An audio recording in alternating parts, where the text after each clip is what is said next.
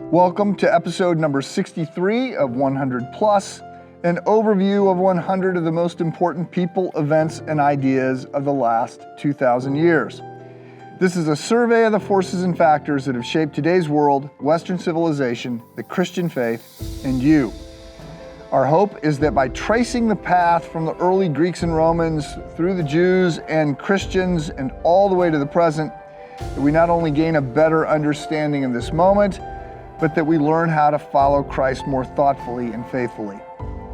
In today's lecture, we will be focusing on the late 18th, early 19th century German theologian, Friedrich Schleiermacher, who is one of the most influential theologians of all time. He is known as the father of theological liberalism, the movement that is less a set of doctrines than it is an attempt to adapt Christianity to modern thought.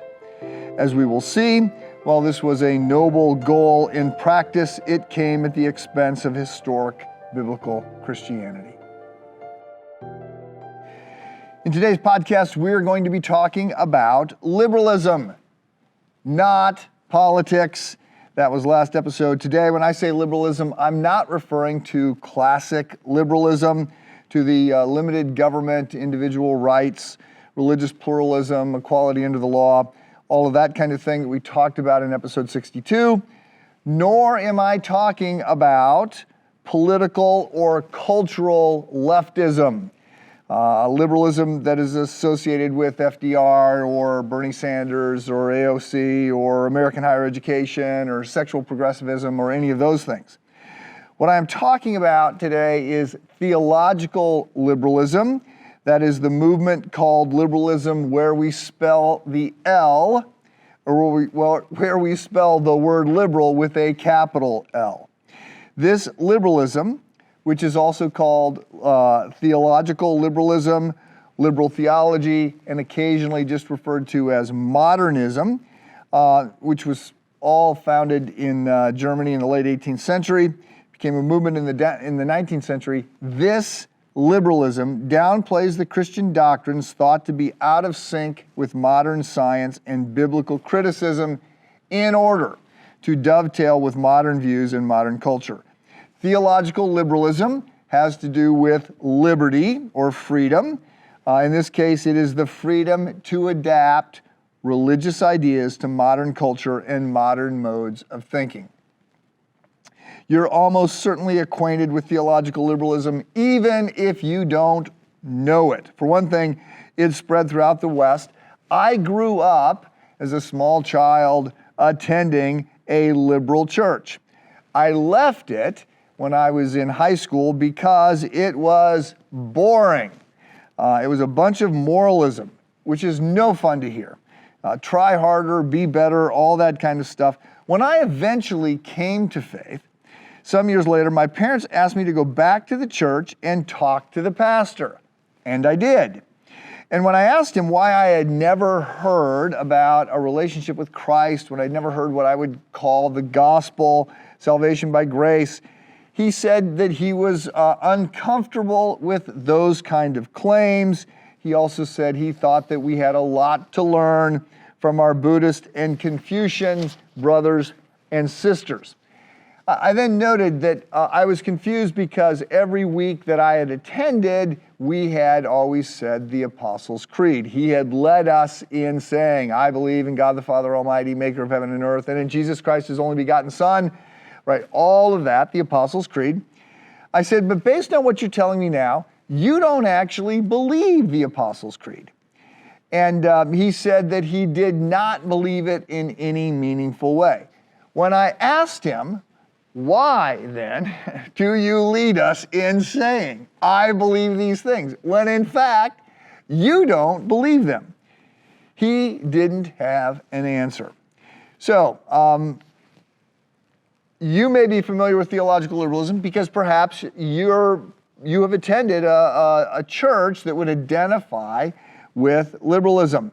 As you will see, many of the people, such as Schleiermacher, who advocate for theological liberalism, do so in an effort to save or to preserve Christianity. They feel as though it's at a dead end. They feel as though it's been disproven. They feel as though it's been undermined.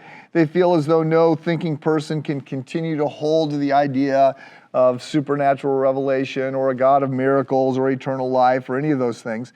So they want to preserve the essence of Christianity, which they think of as having a God consciousness or somehow being enlightened or in awe or having come to some understanding of divine immanence, or these kinds of things are what you hear.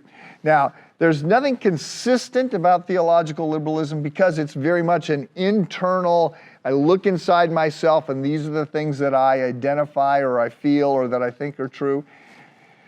The prominent liberal theologians, Schleiermacher again being perhaps the most prominent, but you have Harnack and Brunner and Bultmann and Schweitzer and all these other people. They often have very different understandings of what the essence of Christianity is.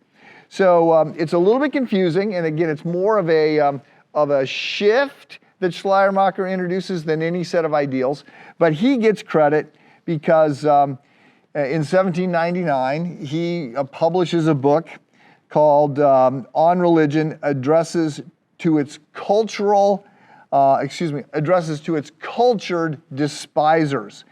And he's trying to reach those people who have walked away from faith in Christ. And so he's appealing to them and saying, you don't have to believe any of these things that you think you have to believe. You need a sense of God consciousness. And when he launches this book, this becomes sort of the beginning of this big adjustment in Christianity, which I would argue is no longer Christianity, but that will follow.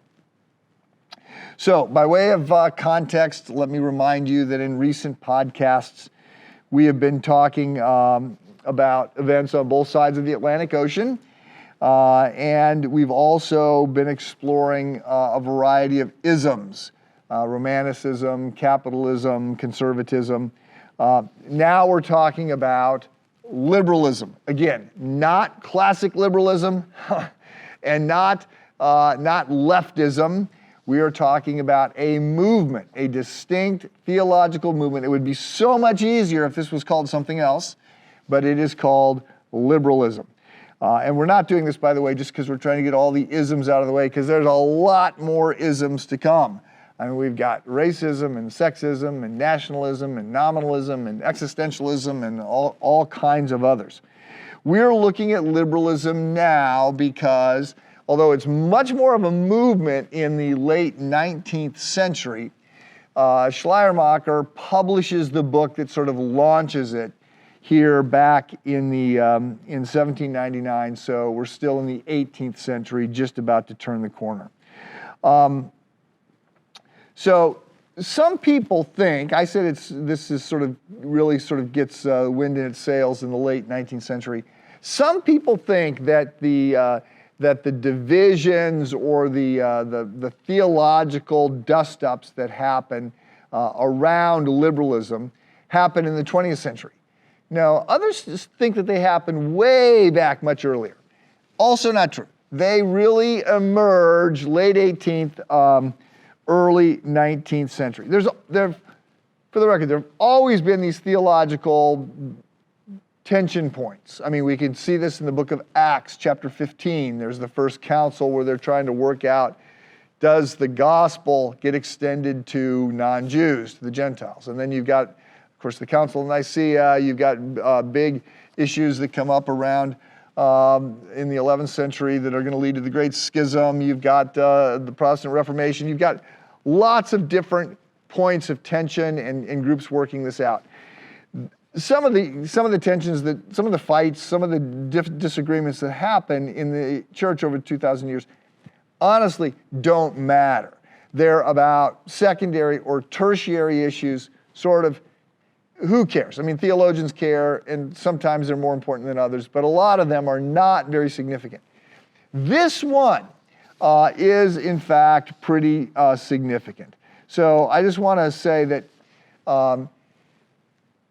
that there is an effort by Schleiermacher to continue to hold on to some of the language of Christianity. And he will continue to point to Jesus as the one who is the most God-conscious of any person. But he doesn't see him as God incarnate. He doesn't see the crucifixion as a pivot point. He doesn't believe in the resurrection, right? A lot of liberal theologians will not even go as far as he does in terms of holding on to some of these symbolic terms. Well, at some point you just have to ask,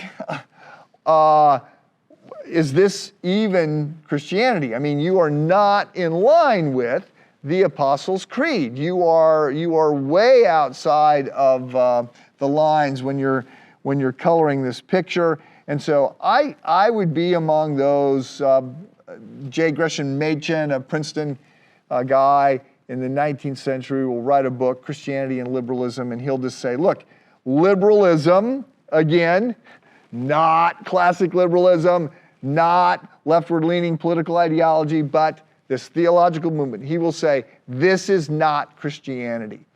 Many people think it is, and it exists in churches that have historically been identified as Christian churches, but it is not. So, with all that as background, let me tell you about Friedrich Daniel Schleiermacher. Then we'll look at his theology and then trace theological liberalism after Schleiermacher. So, he was born in Prussia, which is now modern-day Poland, born in 1768.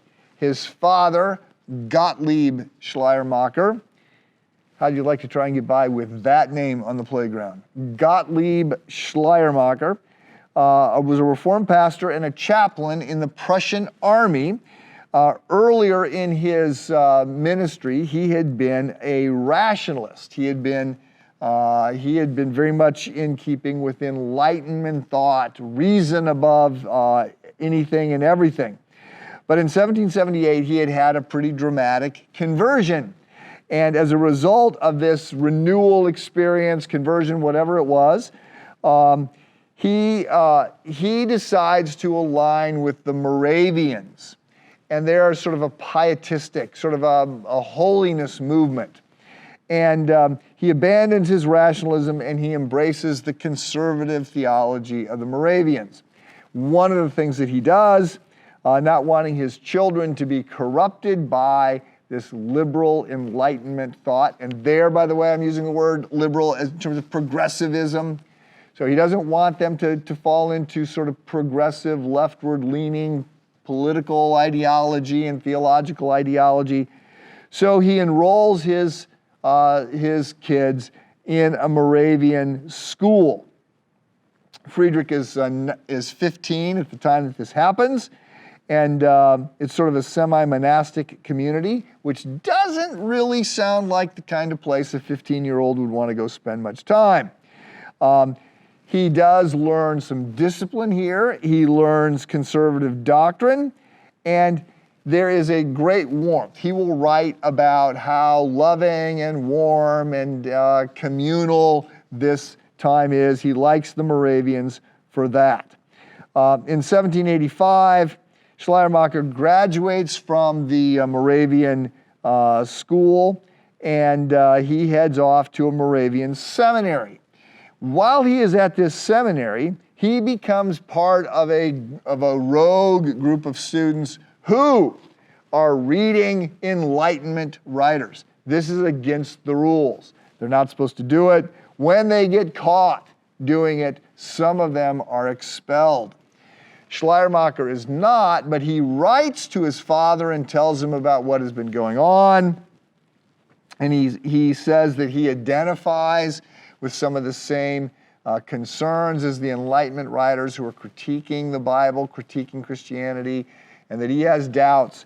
And his father comes out swinging. His father does not handle this well. His father sort of essentially calls him a heretic, says that he ought to get kicked out of school as well, all of that stuff. And so Schleiermacher will stay at this Moravian seminary for a little while longer and then talk his father into paying for him to go to a different school. So while he is at this different school, he is going to begin openly to read the Enlightenment writers. He is going to begin to identify with a lot of the views that he finds by these much more rationalistic thinkers. This actually depresses him. He likes the warmth and the community and the deep piety of his Moravian school that he had been at, but he can't reconcile himself to some of the more traditional Christian doctrines. At this Enlightenment school, he finds that he's tracking with what the Enlightenment writers are saying, but he finds the Enlightenment thinking very cold and not very inspiring. So he ends up dropping out. He sort of might be close to a breakdown. He has mental health issues, and he takes a year in convalescence to recover. At this point, he's back in good stead with his father. After about a year, he becomes the tutor to a couple kids that are part of a wealthier family. And he really likes moving with them. He likes the warmth of the family. He likes the things that are going on. And this is in Berlin. And while he's there, he begins to study with some people who are into Romanticism. So remember, Romanticism is a reaction to the Enlightenment. The Enlightenment, all reason, all the time, and it's very cold and very calculating. And the Romantics are saying there's more to life than just linear, cerebral thinking. There's got to be passion. There's got to be, the heart has to be engaged. And so he embraces Romanticism and gets into emotion and beauty and artistic values and nature and all of that stuff. And this is going to become a big part of how he is going to be working out his theology. So he's got these three strands, right? He's got the Moravian pietistic warmth, traditional Christian ideas. He's got the more rationalistic, cold, cerebral, Enlightenment ideas.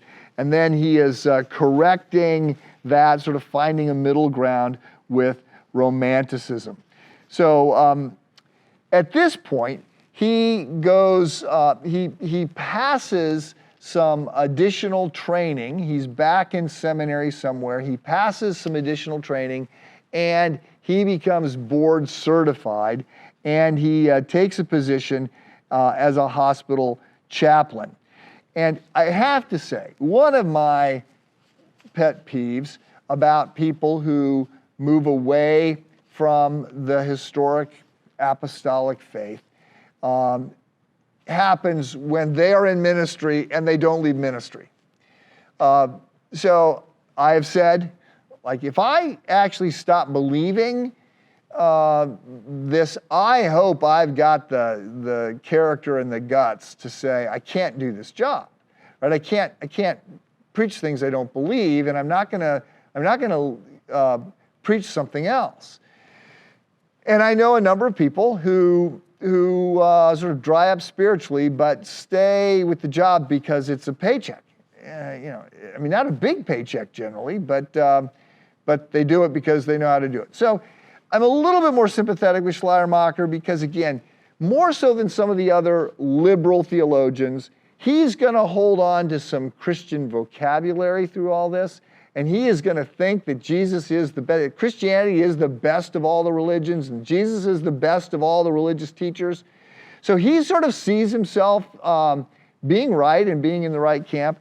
He is going to work as a chaplain. He's going to be involved in some of this Romanticism discussion groups, and going to continue to move on. In 1799, then, he will publish his first major theological work, and it is called On Religion, Addresses to Its Cultural Despisers.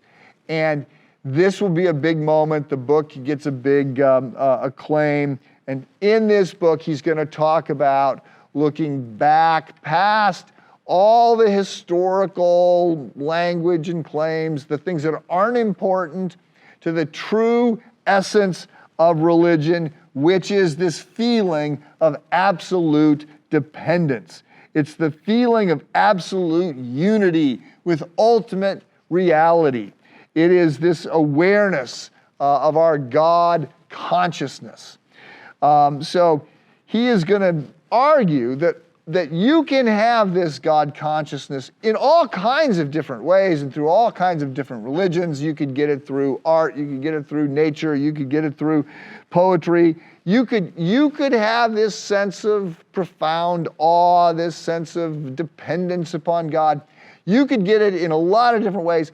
The best way to get it is with religion, and the best religion is Christianity. So I'll read you here.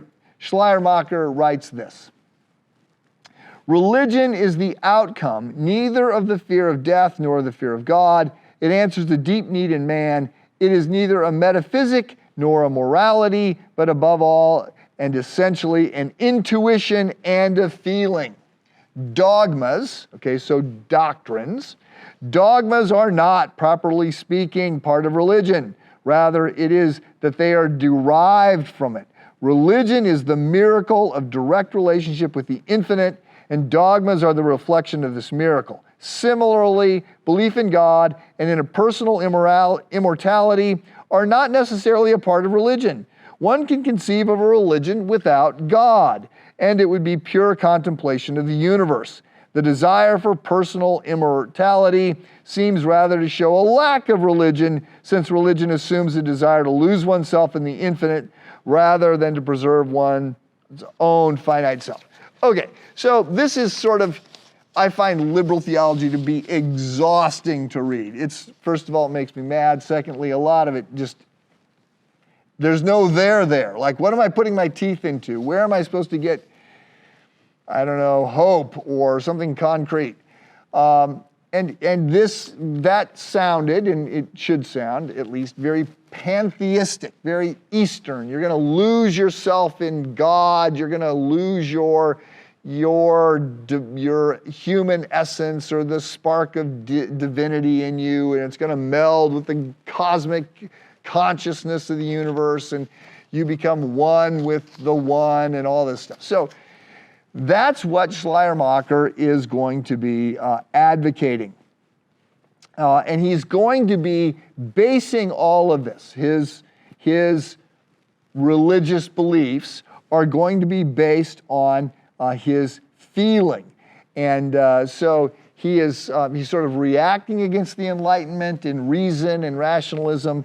And he's going to say, what matters is this feeling of absolute dependence upon God. So as someone who looks back to the New Testament, to the early church, to the creeds, as somebody who's doing 100 lectures trying to tie everything from today, how it should go back to Christ and to his claims and to his life and his death and resurrection and all of this, I don't buy this idea of God consciousness. I don't buy this idea that we base our faith on our feelings. I don't want to dismiss our feelings. That's not what I'm saying. But our hope is not in our feelings. Our hope is in the historic claims of Christ. So after the success of his book, Schleiermacher is going to leave Berlin, and he's going to become a professor of theology briefly at the University of Halle. And then 3 years later, he's going to return to Berlin, and he's going to become the pastor of a church, Trinity Church, where he will stay and be a pastor up until just before he dies, 1834. And while he is there, he is going to help start the University of Berlin. And so he's going to be one of the initial founders to get this, the University of Berlin up and running. He is going to become he's going to become a professor of theology at the University of Berlin. And he is going to publish his magnum opus, The Christian Faith, which is going to lay out his mature theology and talk all about God consciousness and all of this. He's actually quite a prolific writer. So, dear listener, lest you are confused, it is my hope that you are thinking, what in the name of Sam Hill does God consciousness have to do with Jesus, with who he is, with what he did, with what he claimed? How does a feeling of absolute dependence mesh with the Apostles' Creed, the resurrection, 1 Corinthians 15, any of that? That is what I hope you are thinking, because I am with the many who think that Schleiermacher leaves the reservation. What he is advocating at this point is not historic Apostles' Creed, early church, New Testament Christianity. It has gone too far. Christianity is not whatever we want it to be. Christianity is not based on how we feel. We are not instructed to look inside ourselves to figure things out. There is a message about a real person who lived, died, rose again. If the tomb isn't empty, then Christianity is a joke. That's what the early church claimed. That's what we read from the Apostle Paul. So, as I said, I have a particular frustration with theological liberalism. It seems all a bit dishonest to me. It claims to be Christian when in so many ways I don't think it should be called Christianity. If you want to start a new faith, hey, have at it. Move to California. New faiths get started there pretty much every week. Just don't call it Christianity. The second reason I am a little frustrated with all this is, again, I grew up in this kind of church, and I left it thinking that I was dismissing Christianity. It's only later that I discovered I actually had not been exposed to the real faith. I don't want to say there were no Christians at the church that I was attending. I don't think that.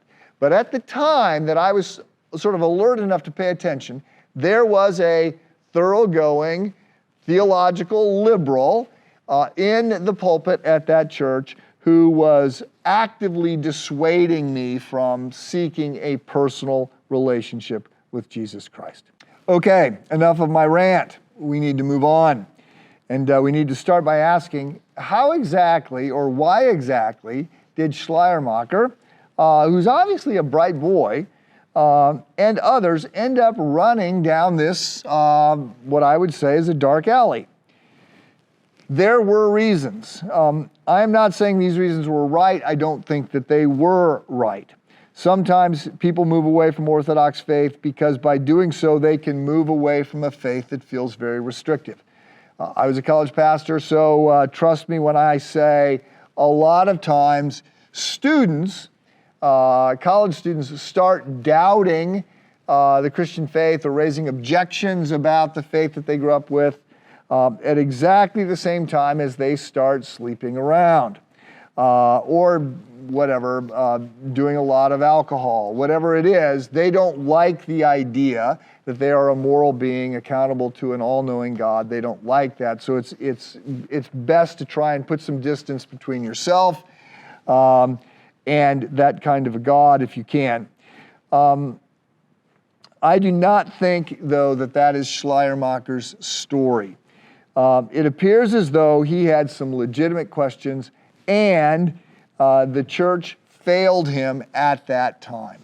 So when he was at the Moravian seminary, the idea that he is going to be, some of his friends are going to be expelled because they're reading critics of Orthodox theology doesn't seem to me to be the right approach, not the approach I would recommend. Now, a lot of times people want to read, the critics before they even master the basics of the Christian faith. I don't think that's wise.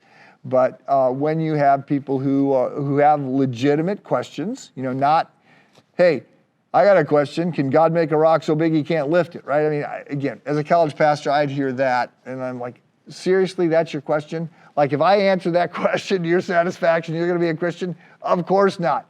Those are smoke screens. But there are people that have legitimate questions. And when they have legitimate questions, I think, the church has got to be able to come alongside them and to say, okay, let's explore these questions. I'm not saying I can answer all your questions. And I'm not saying that you can understand the answers to all the questions at this point in time. But there are reasons, there are smart people. You're not coming up with new questions. There are smart people who over the course of the last 2,000 years have wrestled with these questions and worked them out to their satisfaction. And so I think the church failed Schleiermacher at that point. So I think that he launches this movement, and again, he's not alone, Harnack, Bultmann, Schweitzer, there's a number of folks, but I think he launches this movement in part in an effort to try and reconcile this. He sort of liked the Moravians, he liked the warmth, he liked the community, he liked the piety, he saw value in that, but he just couldn't get some of his intellectual questions addressed, and so he tries enlightenment. That's not it. That offers no meaning to him. And so he tries this new way. For simplicity's sake, I'm going to group what I think are the 4 reasons Schleiermacher takes the turn that he does and give them to you one at a time. So the first one is he felt that science had undermined the Bible. So this is the time of the Enlightenment, and there are lots of challenges coming at the reigning Christian worldview from astronomy and archaeology and biology. Darwin has not yet rocked the world. We'll look at him a little bit later on. His book, Origin of the Species, is going to come out in about 50 years from now. But those ideas, so Darwin is not the first and only one to come up with the ideas of evolution. It was being explored and batted about. It was, as you'll see, he articulates it in a way that people can get their hands around it, and it changes everything. But some of those ideas are now percolating, and they're critical because before Darwin, before Darwinianism, before evolution, before that approach, you really had no plausible explanation for where life came from. I mean, today there's sort of 3 camps, right? There's the camp that says God created.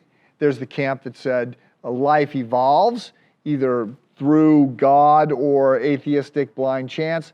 And the third view that you see out there called directed panspermia is that life on Earth was seeded by superior intelligence from another planet. But those are your options. And so if you rule out, at the time I don't think anybody was talking about life being seeded on Earth, so before Darwin, you got no options, but now these options are starting to percolate. What was going to be labeled Darwinianism is already starting to be identified. So science is coming after and undermining Schleiermacher's confidence in the Bible. A second reason Schleiermacher felt the freedom to rework the Christian faith was, tragically, the church's failures, most notably, I think, the bane of slavery. So a few episodes back, we looked at this, and the church's response, I said, to slavery was likely both better than you think and horribly worse than you think. On the one hand, as we move through the 17th and 18th centuries, you have Christians on the forefront trying to stop slavery and advocate for abolition and all of that. Wilberforce, the Moravians, and others. But you also have Christians, especially in the South of the United States, using the Bible to try and justify slavery. Mark Knoll, former Wheaton professor, I think he's just retired now from Notre Dame, prominent evangelical historian, has written about this in his book, The Civil War as a Theological Crisis. And so the point I'm making here is as these theological fights play out, and as Schleiermacher is looking back at the totality of the church at that particular moment, I think he's missing things, clearly. But he just has, he's looking at the pro-slavery arguments. It leads him to have less confidence in the Bible. The science is attacking the Bible. And so he's trying to figure out how do I get rid of the Bible, but hold on to the essence, the ethics, the morality, the idea of love and Jesus and all of that. The third reason the liberals felt the need or the opportunity to move away, embrace Enlightenment thinking and move away from the Bible is because of the rise of what is called higher criticism. So in the early 1800s, Harold Bushnell wrote a book called Dissertation on Language, in which he argues that the Bible was not literal truth, it's poetic language, so that it's being interpreted wrong. This becomes part of a much broader movement of people who are going to study the Bible using Enlightenment methodologies, not as a sacred text. So lots of times students, somewhat unwittingly, show up in a college New Testament class or Old Testament class. And they think, I got one elective left, or I got to, fulfill a humanities requirement or whatever. So I'm going to take this New Testament class. And they think that this New Testament class is going to be devotional in some way, or going to be inspired from the vantage point of theology. I'm going to study God and what God is revealing and understand this. But now, if you go to a Christian school, this is different. But if you're at a secular school, at a state school, whatever, you're not actually in a theology department, you're in a religion department. And theology sort of assumes God, and it's the study of God and what God has taught. Religion is, if there is even still a religion department at the school, many schools have canceled all their religion departments. There are religion classes now offered. Maybe it's in sociology, maybe it's in anthropology, but it's the study of man. And so it's the study of man and customs and beliefs and all of these things. And so you're looking at religion and you look at the Bible as a man-made book. There's no divinity to it in any sense, nothing divinely inspired.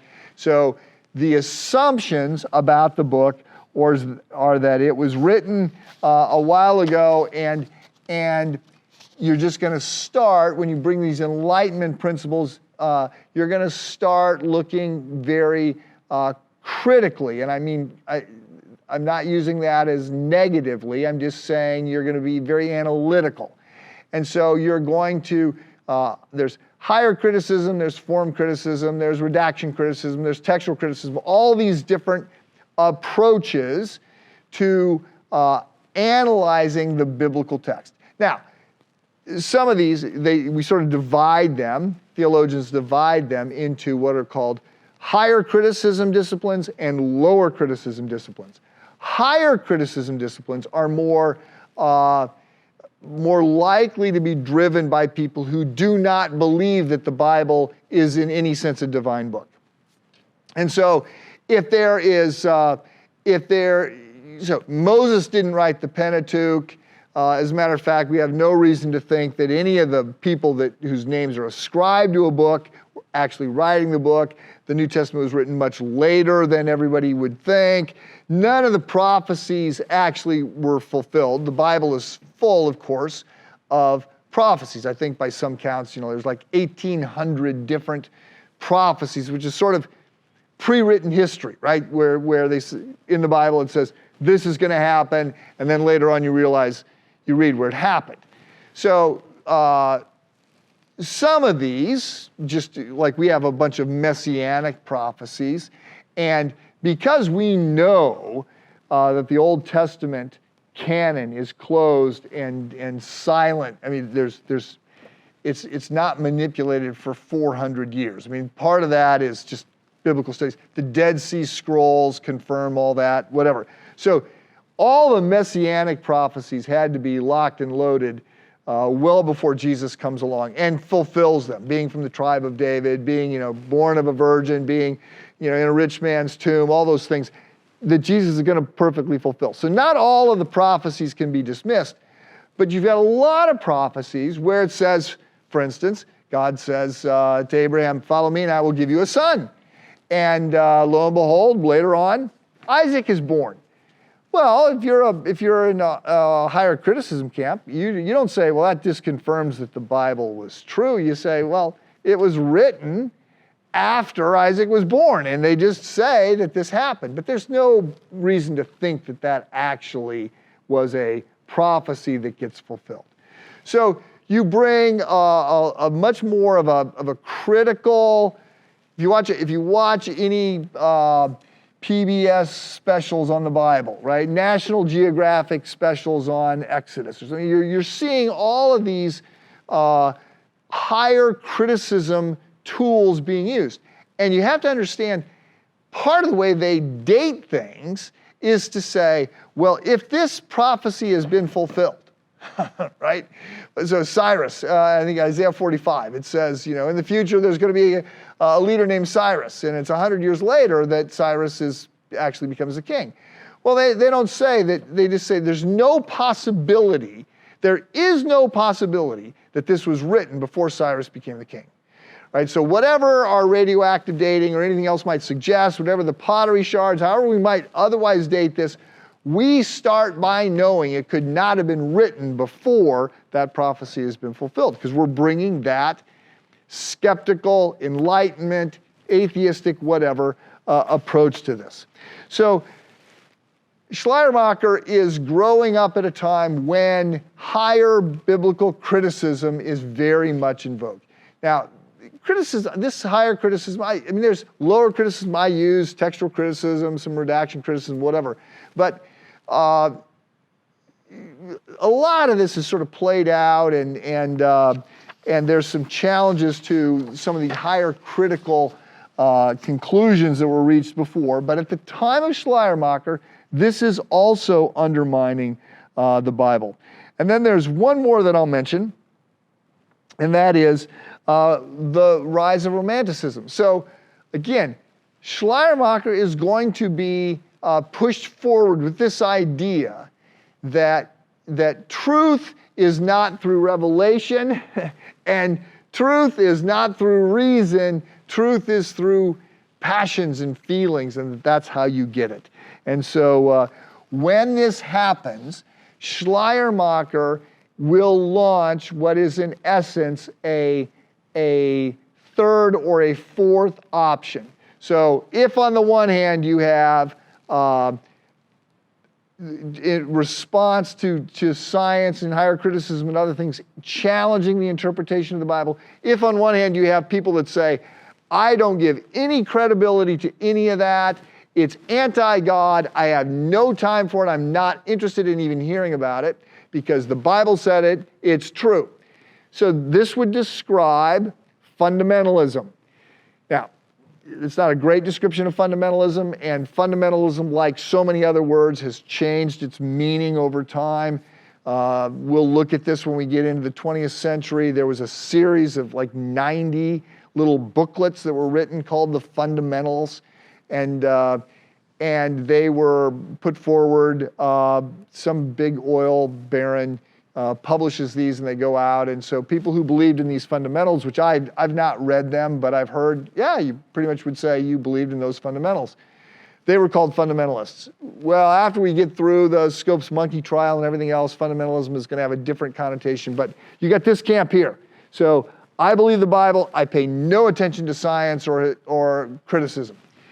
On the other end of the spectrum, you have those that say, I only believe the science, I only believe higher criticism, I have moved completely off the reservation, I'm not a Christian, I don't believe in God at all.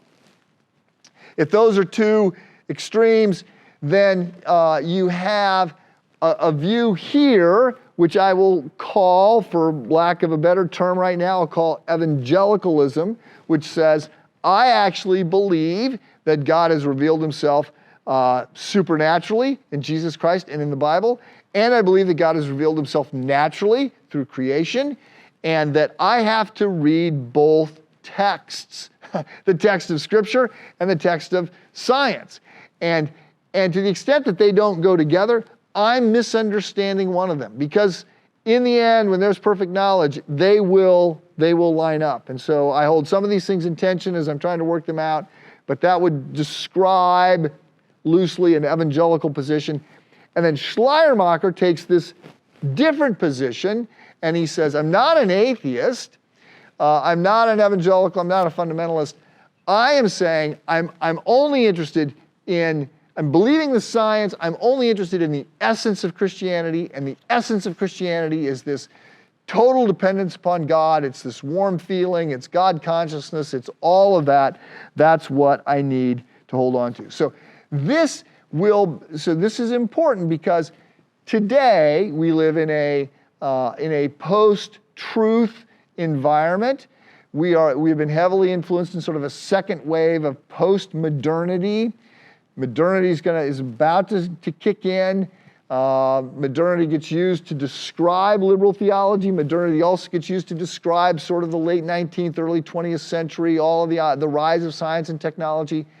And we get on the other side of that, we get into post-modernity where people are saying, just like the Enlightenment is a little bit sterile, people were saying that view of life is a little bit sterile. So we have a lot of postmodern, post-truth experience, my truth, what's true for me. We have that thinking. And you see some of this, it's very much in step with what Schleiermacher was saying. So, initially, Schleiermacher comes out with this third way. Not that many people sign up. He's got a book. He gets a lot of notoriety. He starts to teach. Not all that many people are signing up. But over time, the number of people who begin to identify with theological liberalism, the number of people who begin to say they think Schleiermacher is right, or they just appreciate his method. They're going to go a different path. They're going to also say, when I look inside myself, I see that what's most important is not a God consciousness, it is justice. It is social justice. Or what I see is most important is something else. So you'll have people like Henry Ward Beecher. Henry Ward Beecher's father had been a prominent pastor. His sister, Harriet Beecher Stowe, is the one who wrote Uncle Tom's Cabin, which Lincoln would say it did as much as any book to educate the North as to what slavery was like in the South. If you've not read Uncle Tom's Cabin lately, obviously the term Uncle Tom is very pejorative today. There is a character in the book. It is a male older slave who is called Uncle Tom. He's a Christ figure. I mean, he's a profoundly good guy. To be called an Uncle Tom is a very negative thing right now. But if you've not read the book Uncle Tom's Cabin in the last, 10 years, read it as a Christian, read it as an adult, you need to read it.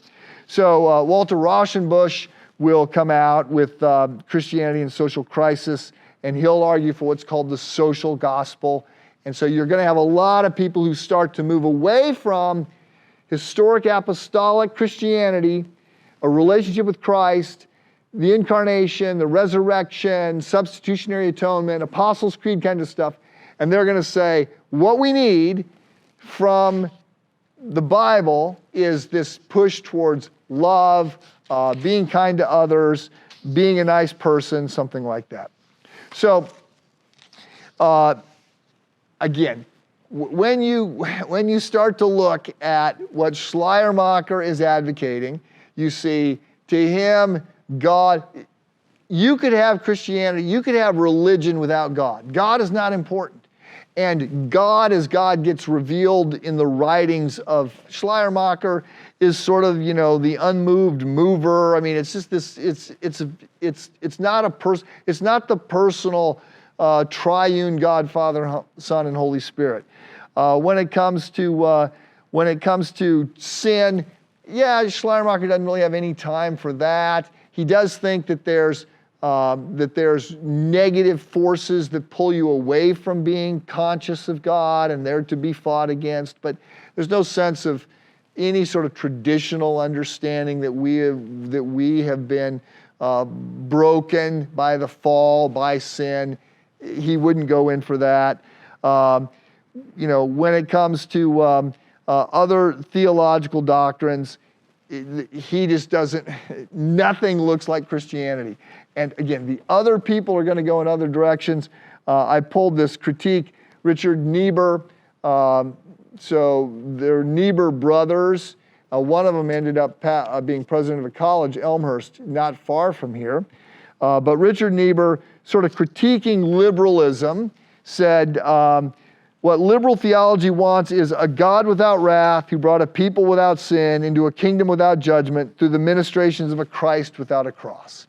So you've really stripped Christianity of its heart. So Schleiermacher dies in 1834. The movement will keep growing. By the 19th century, almost all the German seminaries are going to be pretty thoroughly invested with liberalism, theological liberalism. And then a lot of the Americans and other Europeans are going to study there. And liberalism's high view of humanity, which again can be wrapped up in modernity, is going to carry through the last part of the 19th and into the 20th century, where we have at the beginning of the 20th century all this hope, all this optimism, right? We're bringing heaven to earth, science and technology. We're going to fix everything. We're all going to hold hands. We're going to sing Kumbaya. Everybody's going to get along. We're moving towards, utopian life. You got socialism and Marxism, and you got all these views. We don't need religion, and the smarter you get, the more education spreads, the more religion will die down. Pretty soon, everything is going to be wonderful. That's what everybody's saying and believing.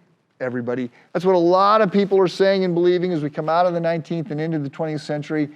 You have exceptions. You have Orthodox Christians. You have Nietzsche, who we'll look at, who's saying you're all smoking bad weed here. I mean, the 20th century is going to be a bloodbath, which of course is what the 20th century becomes. You have these global wars, genocide, the Holocaust. You've got all kinds of bad things happening. And so theological liberalism will sort of smack into reality during World War I. And at that point, theological liberalism will be reformed. Some of it will die away. Some will become neo-Orthodox. So that is, they will take a move towards Orthodox Christianity. They don't go quite as far as we might like. Karl Barth is one of the big advocates of this neo-Orthodox theology. It's going to hold on, not in the same sense as evangelicalism, but it's going to hold on to biblical truth. It's also going to make some acknowledgments of the challenge to Christianity brought about by modernity. Then you'll also have just sort of a new liberalism that is just going to sort of not pay a lot of attention to some of the things other people had said. And you're going to have people that are going to run, Harry Emerson Fodzik and others who are going to take liberalism in a different direction. But we'll pick up some of that as we move through the 20th century. So let me just say a few things here by way of wrapping up. I want to be sure you pick up from all this the importance of the Bible, the importance of having authority that is rested in God's revelation to us. If we don't have some sort of divinely inspired insight that comes from something other than we just look inside ourselves and say, this is what I think is true, then you're just all over the place.